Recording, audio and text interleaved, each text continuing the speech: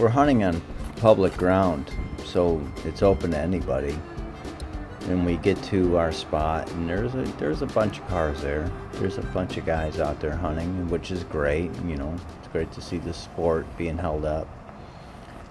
Not always great when you're the hunter. You know, you're hoping somebody is not in the stand, you know, real close to where you want to be. But it's a big area that we hunt, and you know, if you don't have a bike or an e-bike, or you're going to have a real difficult time getting to some of the good spots that we've figured out over the last, you know, 20 years of hunting. Or I'll give my brother credit, him figuring it out, and then me just being in the right tree that he tells me to be in.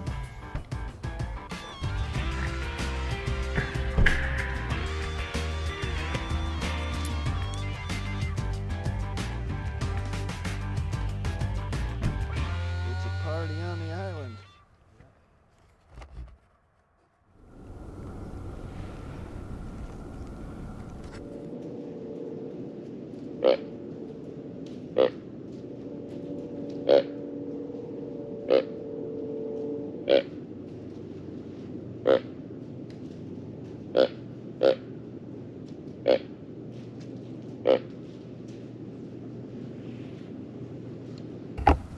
So I see this buck, and he's moving from right to left.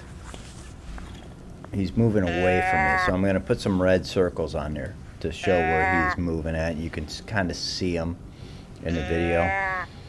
So when I see him, I grab out my bleat call, my can call, and I hit it like 4 times just to try to, you know, draw his attention. And he has no interest in that bleat. So I immediately grab my grunt, and I just grunt at him, you know, a few times, quite a few times. And he stops, and he starts looking, and he starts getting interested.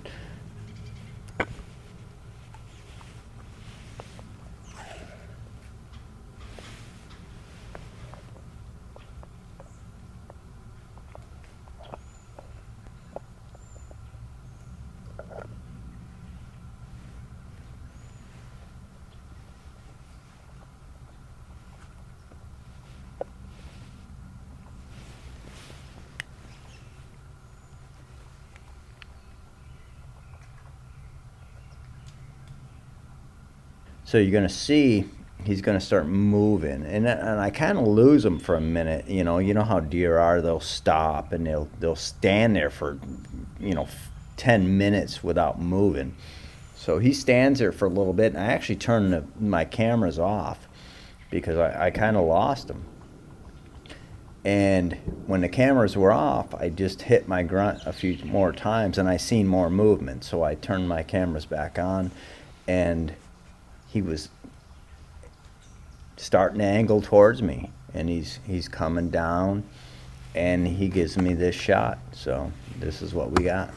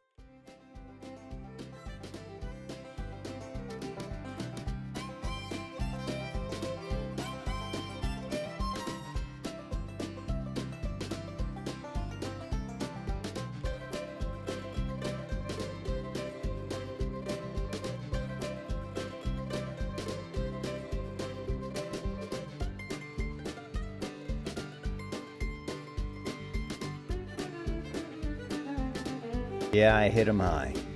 I spined him. He dropped on the spot, which actually, for me, I was pretty excited because, you know, this is the biggest whitetail I've ever shot.